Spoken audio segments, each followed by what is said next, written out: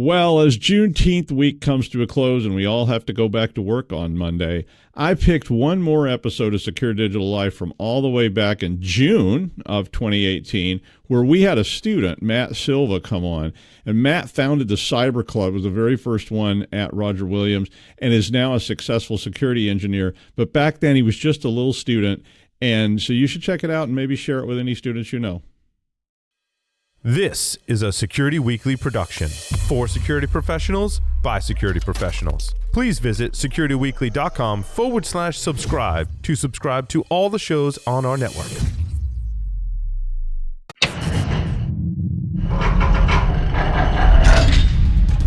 From the Security Weekly Vault, it's the show that keeps you up to date on the latest security news twice a week. Your trusted source for accurate security information and expert analysis. It's time for the Security Weekly News.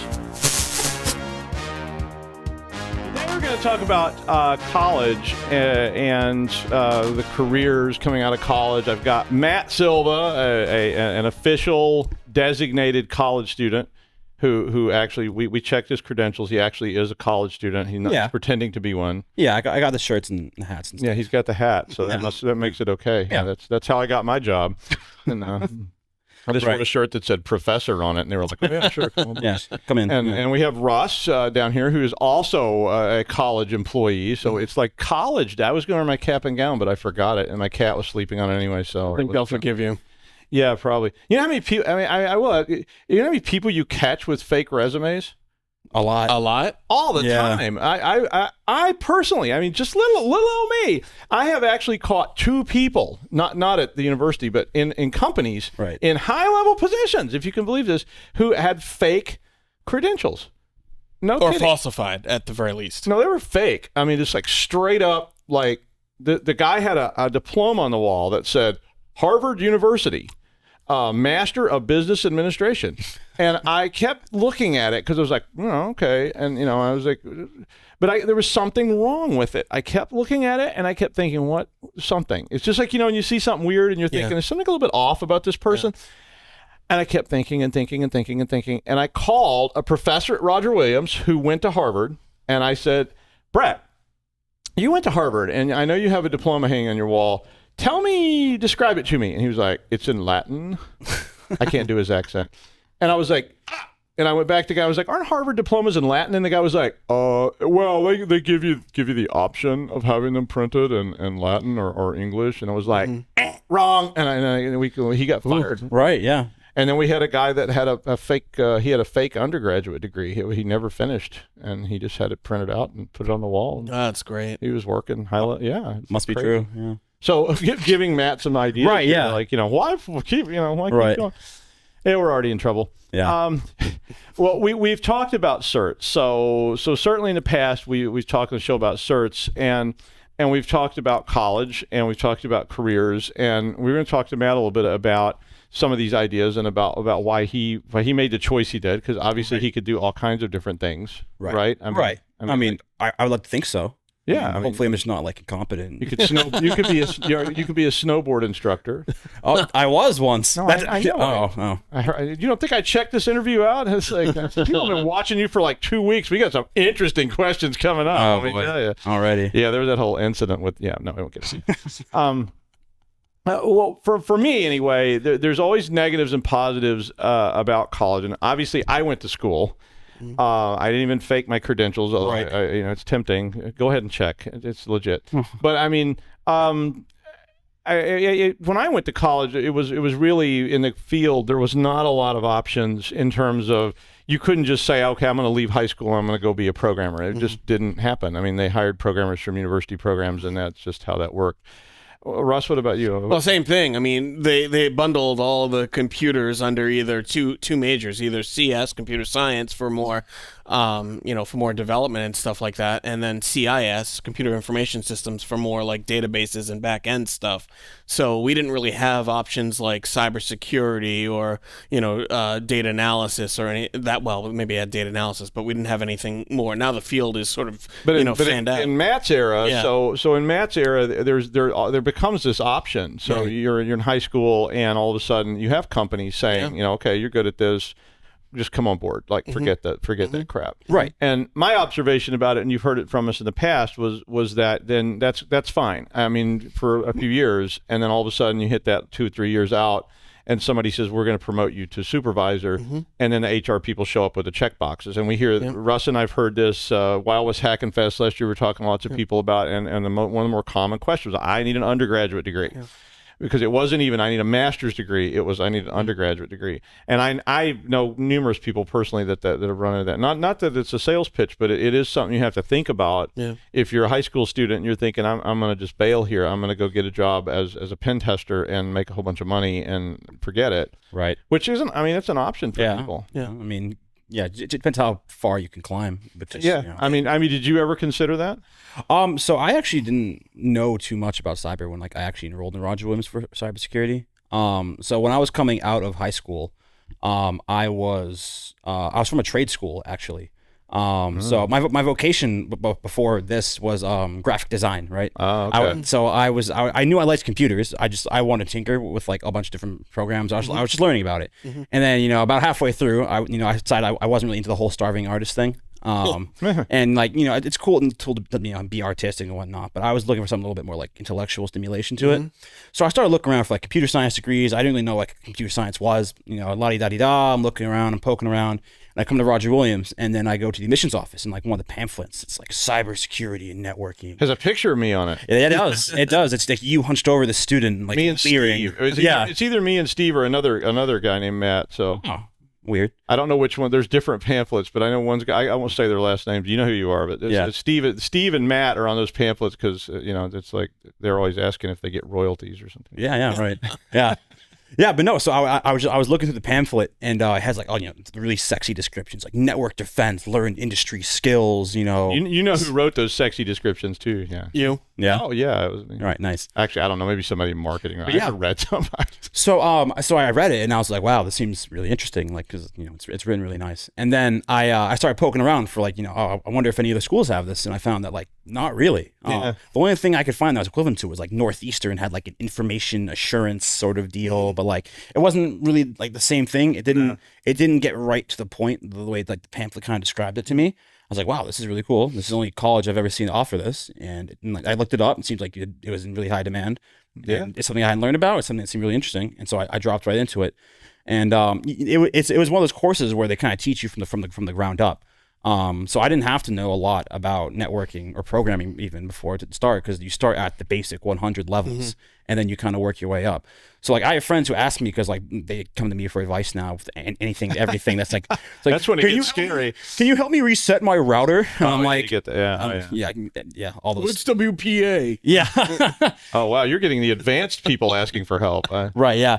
So you get all that, but I have friends who ask me like, oh, so like how did you learn all this stuff? Like, did you do it before college? And I was like, no, like I learned all of this in the classes, which is a really cool thing, because I was a bit worried I'd be behind, because there are whiz kids that enthusiastically pick up code books at like age 15. I think we get both kinds of people, because I mean there's a lot of opportunity today in high schools. I mean, not all high schools, but in a lot of high schools. So we go meet with high schools all the time that have, AP computer science. They have, AP. I saw one that had a CCNA program, like a Cisco certification in high school. Wow. So yeah, those kids are like walking out of high school with CCNAs and things, and that's pretty cool if you could do that. So what's interesting too is the information is leaking out into high schools and junior highs right now. I mean, when we started a high school program at one of the schools, we had maybe 7-8 enrollments. This summer, I'm teaching SEC 100, which is the intro to computer hardware. I have 20 enrollments. Right. People are getting really excited about the buzz. They're hearing a lot of this from their guidance counselors and fellow, students and things of that nature. So it's getting out there. Yeah. I think it's hard though. I mean, one of the things that I always try to tell people is that it's a challenging thing. I mean, that's why people get paid a lot of money, to do that, because it's not. A long time ago in Colorado, Senator Hank Brown, I'll use his name because he's a senator. He asked me why we couldn't produce more programmers, because they had this huge programmer shortage in Colorado, and he was like, why aren't we just training people up to be programmers? And I was like, well, it is rocket science to some. I mean, I'm trying to scare people off. Anybody, you can do it with hard work. You don't have to be smart. You just have to work hard. I'm not smart. I just work hard. Actually, I don't do either one. I don't know. I think I bribe people. I think my basic technique is alcohol.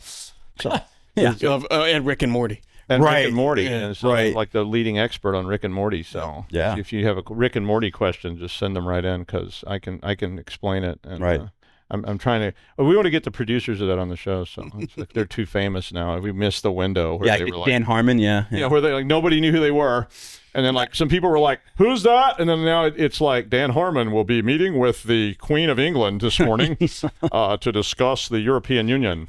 Yeah, pretty much. What do you think the difference in computer science and cybersecurity is? Yeah, so from what I actually have a minor in computer science, or like the concentration. Oh, okay, which is like the equivalent of it. And what I've noticed, so it's computer science, a lot of like algorithms and efficiency and like getting software to run efficiently and like designing it around a need.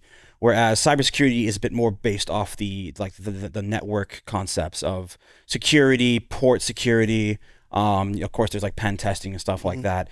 So, while of course there's like because the overlying concepts of programming, where you obviously want to have good I want to say grammar, but like you want a tab, you make it look nice and pretty, and make sure everyone can read it, unless your goal is to not have anyone be able to like decipher it.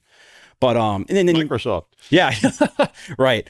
But so I have friends that are in computer science, majoring in computer science, double majors, computer science, mathematics, and I ask them all the time, like what am I missing out on like these higher level classes? Because it's just something that I should like be interested in later on. And they say it's a lot of efficiency and like learning, because eventually you start getting into like cloud, design, which is like Azure and AWS and all that stuff. Which strays kind of from the main cybersecurity courses, in the sense that cybersecurity courses is based around, forensics, network monitoring, firewalling, stuff of that sort. So they're a bit divergent, but they're related in the sense that they could probably like be cousins. Yeah, cousins. They could marry. In some states. In some states. Yeah. I mean, it's like, Jerry Lewis. Who? No. Yeah, he married Jerry Lee Lewis. Well, that's what I meant. Not the nutty telephone professor. guy or the telephone guy. Yeah, I can't do his Jerry voice. Lee Lewis. Yeah, Jerry Lee Lewis was like, great bowls of fire. Put your foot up and play the piano. I'm not that flexible, so I'm not. Me neither. Oh, geez. Yeah, Had a rough night. Yeah, Russ isn't wearing pants. We had to put up with that, but the rest of it's no pants Tuesday. Yeah, I mean, for me, computer science is and has always been, that's the algorithms. I agree with that, and it is about efficiency, because once you learn how to code, so when I was 14, I went and learned how to code. I got my dad to get me a job, and these engineers taught me how to write code. Oh, fun. Yeah, it was cool. It was a bunch of weird nerd engineers back when they all wore white shirts and skinny black ties and had black horn rims. Little pen holders. There were still guys down there that had slide rules, and it was really like total like 1970s NASA engineering kind of stuff. Right. In fact, there was this daring guy down there who often wore those like wide ties of the 70s. And everybody was like, "Oh yeah, that's Brad. Yeah, his career is very, very limited. It's like skinny black ties will be in charge." And I was like, I don't know, guys. It's like things are changing. And then disco happened, and the next thing you know, it was just like, But I mean, but computer science is about. I mean, there's a lot of different avenues in computer science. Not to sell it short, because computer science is a great career, but there's sort of the just programmer. So that's an app developer, programmer kind of person. There's an engineer who's somebody who's about efficiency of algorithms. And now, how do I take what you wrote? How do I maximize it on this platform, on this hardware? How do I take that sorting algorithm you have and make it faster? Right. I was putting together show notes today about password cracking for just some extra show notes. And, I was looking at, like, how do you optimize, like anybody could probably write a little algorithm that just says, A. But how do you optimize that? How do you start making that intelligent? Not artificially intelligent, but just how do you make that a smart search instead of just crazy brute force stuff? Because that's where you start getting into computer science engineering. And then there's, of course, low-level developers who do like chip development and firmware design and all that kind of stuff. There's a lot of different nice venues in there. And then on the other end of it's like, although used to game design was really simple. I was talking to somebody the other day. I was like, I used to teach game programming. I mean, no kidding. I actually taught game programming. And I was thinking about games. I was talking to Russ about this yesterday. I was looking at some of these games now, and I was like, how do you do this? You have like 1,000 people writing code for 1,000 years to come up with. I mean, and it's just so complex. I couldn't. Well, now they have complete engines, which they didn't have back absolutely. in the day. You know, now the Unity engine. So writing like Unreal, writing having a little triangle. Like one of the games I wrote, that I didn't write the original. Duke Nukem. No, I wrote 3 levels for Duke Nukem, but no, one of the games, the first game I wrote was a rip off of another game called Asteroids. Oh yeah, which was a little triangle. Yep. And it shot a little, like, 8-pixel dot at some other little like, trapezoids that were random floating around. And it was, I was like, okay, that's pretty simple. Then they break up into smaller asteroids. Yeah, that mine didn't do that very well, but but that was the idea. Was can you get it just to make the rock break up? Can you make the rock just to disappear from the screen and keep up with? And and of course, today it's like, oh yeah, Fortnite is let's take 19 people, put them in an object, fly them across town, and everybody jumps out, and I'm going to keep up with this whole. Yeah. Because the first game that I saw that blew my mind was Crysis. Oh yeah, yeah, Crysis 3, Fear God mode. Yeah. But it just freaked me out because it was like not only was what I was doing happening. I mean, it was just in terms of pure coding. It was stuff was happening offset that was being kept up with. There was like helicopters flying around, and I was just like, okay, you're out. It was like, okay, it's out of my league. But then cyber is like Matt said. To me, pure cybersecurity is about now all those things, but it's not about the efficiency of algorithms. It's about securing those algorithms. It's like how do you test an algorithm? So you do have to understand that stuff, right? Yeah, because if there's once AIs go rogue, right? And Wintermute is coming for us. I saw a robot yesterday. It was made out of tentacles. I was like, that's the thing that's going to be coming for you. It had tentacle arm. They were like, it's much more efficient than human hands, so why keep making robots that look like humans when you could make them with tentacles? And I was like, yeah, when that tentacle thing's coming at you with a meat cleaver, yeah, you'll be wishing you knew some cybersecurity people then, because we'll be out there with ball bats taking on the tentacle robots. Right. Mm-hmm. And we won't even get into the rest of the tentacle stuff. But yeah, I didn't say that. No, they can edit that out later. We're not live, right? Yeah, exactly. But I like both those things, and of course the networking piece too. I mean, you mentioned that a couple times, and I think that's and I obviously I with the industry people designed the program that he's in, but right. I was really hung up on networking because I felt like it was sort of the quintessential building block of a lot of cyber, because so much of the threats come in via various network threat vectors. And yeah, that doesn't mean to discredit malware, which is more on the computer sciencey side of that whole thing. And computer science, I think, has never delved into the network support side of things as much. No, not really. The friends that I do major in computer science that I ask about, I think the only network classes they really have to take are your 2 semesters worth. Now they take 4. Yeah. The ones that graduate with me in the class of 2015, I think the only ones they've really ever taken are going to be the 320 and the 230 and 230. Yeah. 2s and 3s and there's a 400 now. Yeah. Okay. Well, yeah. So I asked them, and that's the only ones they ever had to take, and they have no other background in it. And I'm like, that's really kind of interesting, because especially since they do work with, their classes are based around the cloud, and they do go into binary in some of their classes and stuff. They talk a little bit about some of the other basic network stuff, but they never really get into the main themes of networking. But I think that comes out of engineering idea too, though, because computer science always came from engineering. I mean, all the people I knew in computer science were mostly engineers. I mean, that CIS thing happened later, and it started moving into other areas. But the engineering idea was always that when you need a skill, you bring the skill in. So if you had networking issues, you bring a network engineer in to do that part of the design. And that's sort of a more modern thing. But I think it's kind of come back to that too, like these games and things. You're going to have a networking specialist on a game. Right. Because there's a whole component of that. And today games have to have security specialists. Right. Yeah, absolutely. Because you could hack the games. Yeah. Especially, you mentioned Fortnite earlier. People spend tons of money just buying weird cosmetics on it. But people have now their credit cards or debit cards linked to their game accounts. That's how they make money. Yeah, exactly, through Sony. So that in that sense, now people's Xboxes and PlayStations have their credit card information saved on it, and literally number to end, CVV code on the front and back, name on it, the whole kit and caboodle. But even beyond that, it's just okay, what if I could there was an early hack. I don't know if it was in World of Warcraft or something. It was one of those games.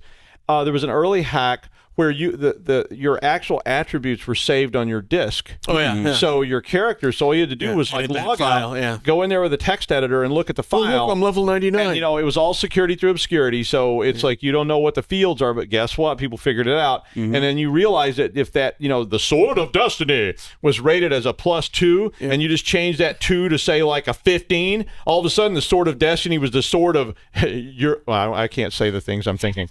It was the sword of goodbye. And that was a lot of stuff that I experimented with in early games, not on World of Warcraft, but I did get banned from. I got banned from 2 games. I got banned from a game called Red Baron on Sierra Online. Oh, I remember Sierra. Yeah, and King's Quest, I got banned from a game called Temple of Acerbius.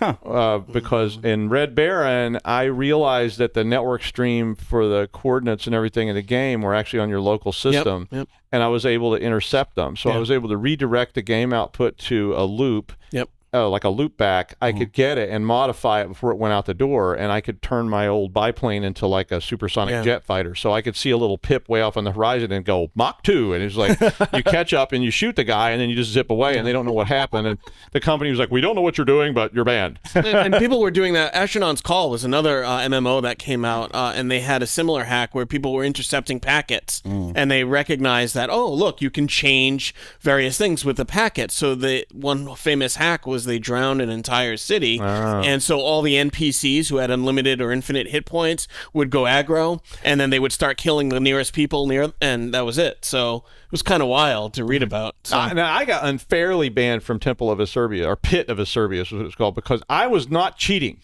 I was using the real world. What we did was every character that appeared in the game started at this little tavern thing, the spawn point. Yeah, so it's like, and they each one had like a leather armor and 50 gold pieces and a short sword or some stupid nonsense. I was like, I could go in the pit, I could fight, the demon Asmodeus and probably get my entrails ripped out, or I could stand in the alley beside the pub and go, "Hi, would you like to join my team?" And people, these newbies, because it said, you see someone wearing leather armor. And they would go, "Yeah, that would be cool." Yeah. And then when they come in the alley, you click kill player. And I was just doing what people do in the real world. I was calling a guy over going, "Hey, buddy, you want to buy a short sword of Destiny?" And then you cut their throats and leave their corpses stacked in the alley. And I got 50 gold pieces and leather armor, and then we'd take it and sell it. And we pretty soon had tons and tons of money. Put on my wizard robe and hat. I never went in the pit of Acerbius. I don't even know what's in there, but I'm sorry, we got off subject there, but that happens. We could tell we should do a gaming show. Oh, that'd be great. There's tons of them already, but it'd be fun. So what do you think about experience then? So I know you're doing an internship right now because that was why you're coming over here. So you take classes. I'm an advocate. I think there's always a need to start somewhere. Right. I think that, and there's a lot. I know some of you out there that are listening are saying, "Doug, come on. I just sit down in my basement and I figured it all out." And okay, you did. I agree. I've done some of that myself.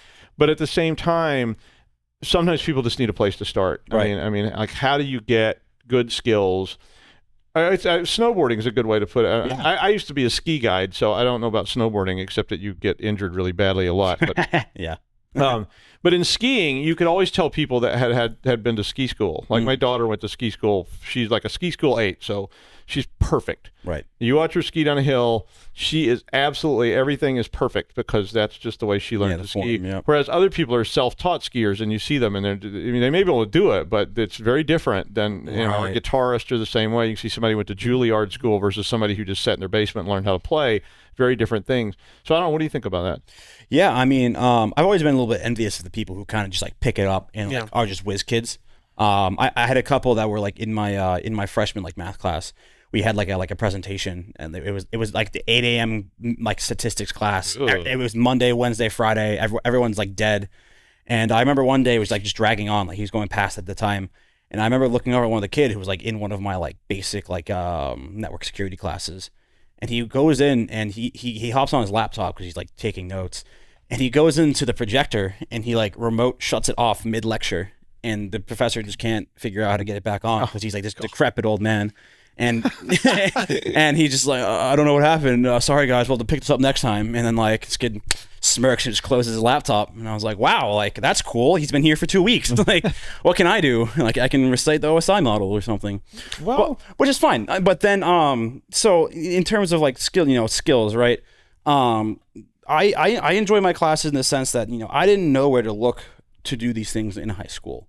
And by taking these classes, the information is really condensed into like what is the most relevant, what the industry is most looking for, and it gives it to you in the most plain and simple terms. It goes, know this is important, you need to know this for this reason.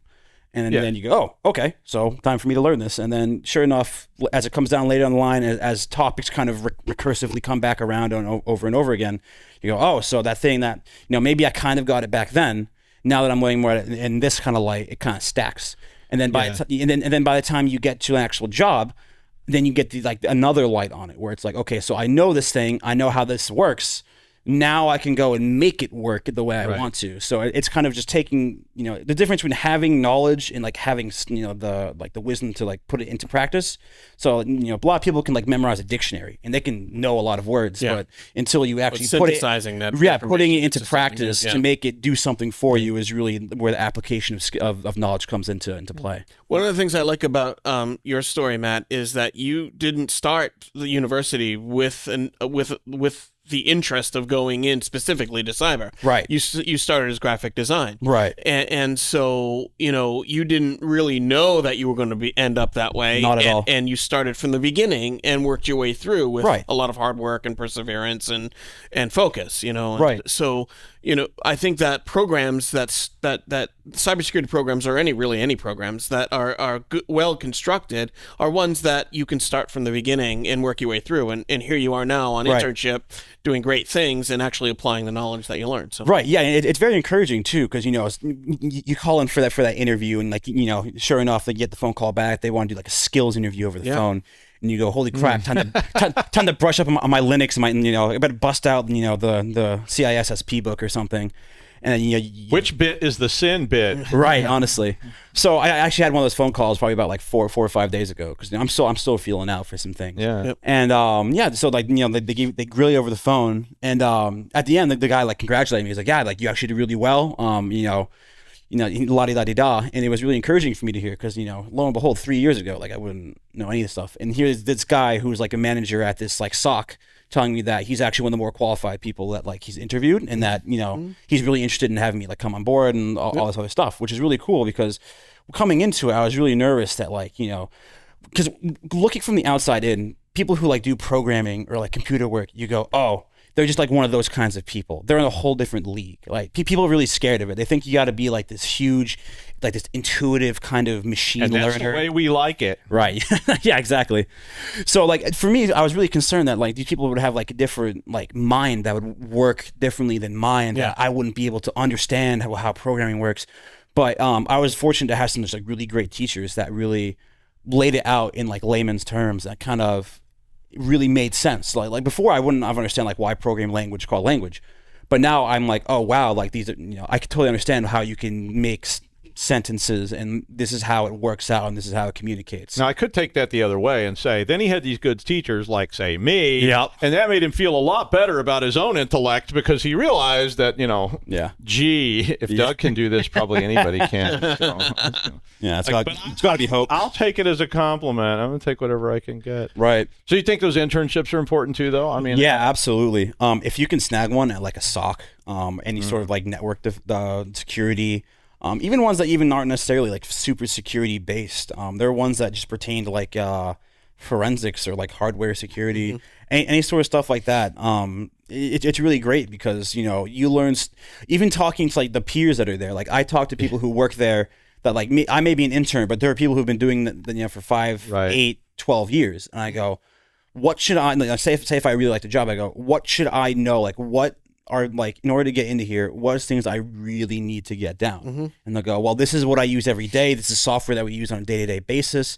These are really the kind of skills that I use every single day.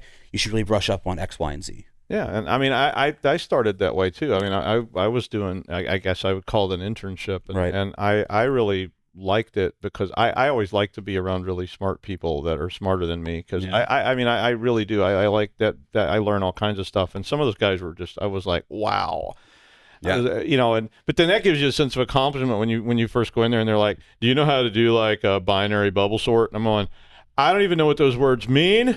Yeah. I rode down here on a bicycle, and the guy's like, okay, well, let me give you some examples and give it a shot, and I'll take a look at it, and then you learn how to do those things. Right. And you're like, okay, wow, that is so cool. It's also really cool too, because like with the internship, especially in cyber, like they usually pay pretty well. Yeah. Even though I don't have like a degree or anything, there's internships that hire you for like $18 an hour.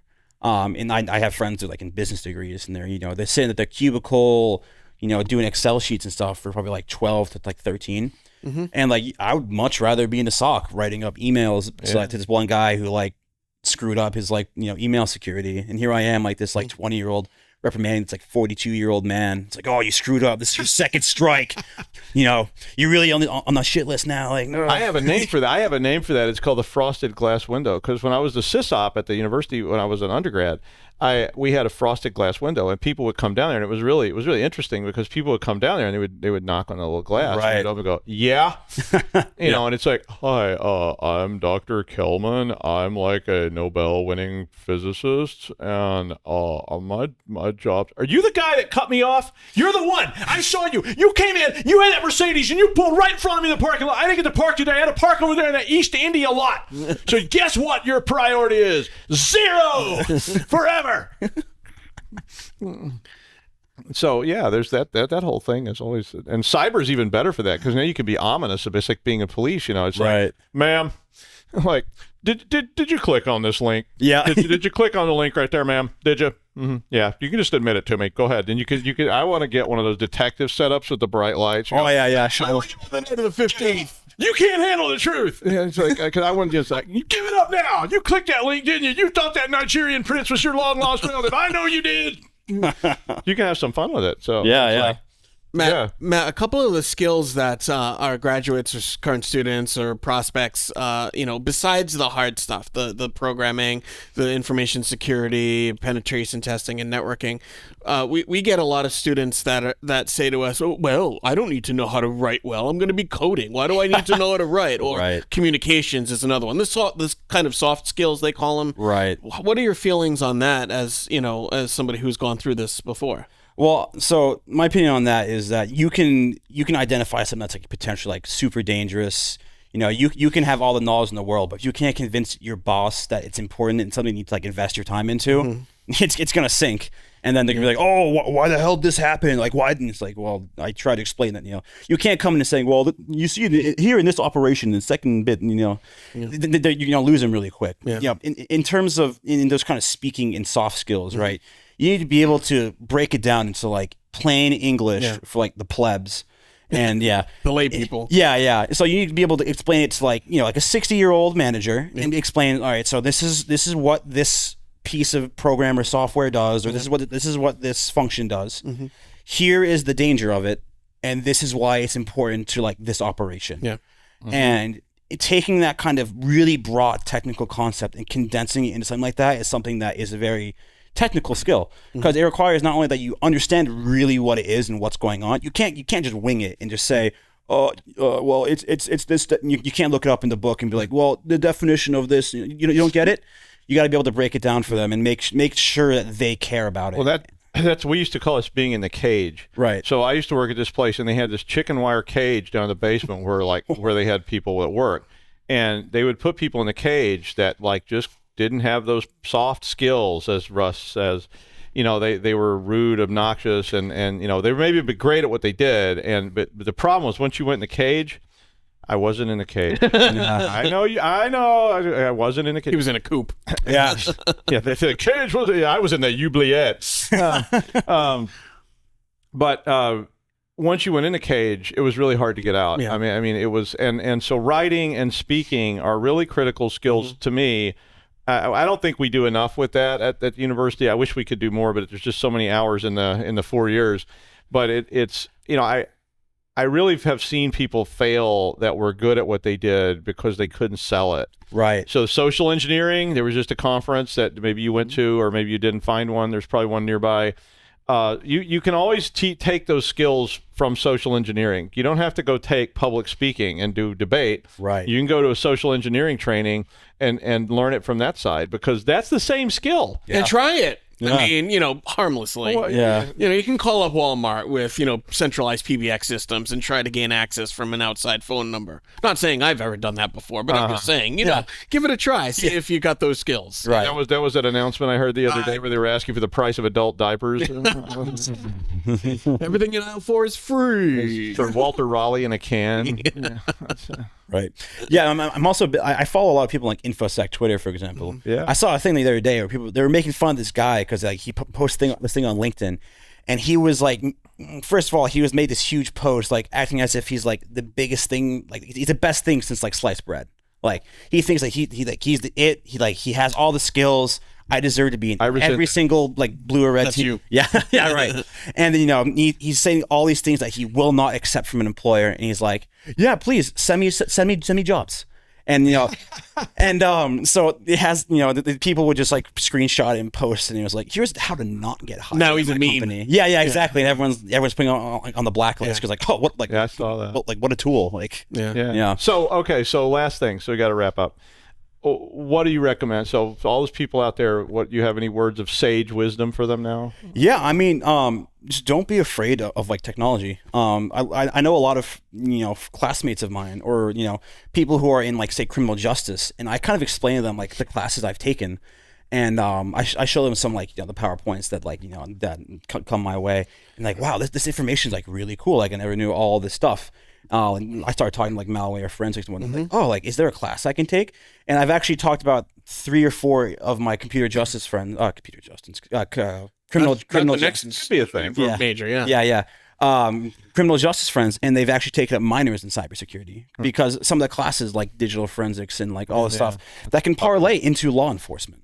Maybe they're not exactly being super, maybe they're not looking to get exactly as a, homeland agent, digital forensics, whatever. But say if they get put into a certain There's a lot branch, of room in the field in that area. Well, exactly. You don't have to be the deep dive bit doctor. You can definitely be the person who can get it done. Right. Because I'd imagine that there's a lot of police agencies that just need a reasonably knowledged officer that they could just train up. Right. So, and I'm sure there's a lot of guys there that just aren't comfortable around a computer, and they're really just comfortable with like door-to-door police work, but they, maybe they're lacking in certain departments. So, for people that are really kind of just thinking that maybe it's that they can't parlay into their career, or like maybe they don't have like the technical mindset for it. It's just something that can be worked through. I mean, I'm a firm believer that hard work can outweigh skill. I think that like talent can be beaten by just persistent studying and effort. Doctors aren't doctors just because they pick up like one textbook and they go, oh, this was easy. Yeah. It's persistence. Yeah, exactly. It's a persistence. It's just the knowledge and the dedication to just really devote yourself to it.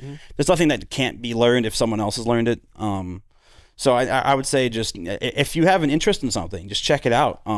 There's plenty of classes for it. I know there's modules online. I know there's free online sources like Cyberary. Yep. That's actually what I recommend my club members to use. Udemy and others. Coursera is another one. And so that's the way the news goes. Right. So thank you, Matt, so much for being here and taking your time. I know you were busy at an internship. I had to take time off. And Russ, thanks for coming in. And we'll see you in a couple of weeks because Russ and I are going to France. So see you then. Bye.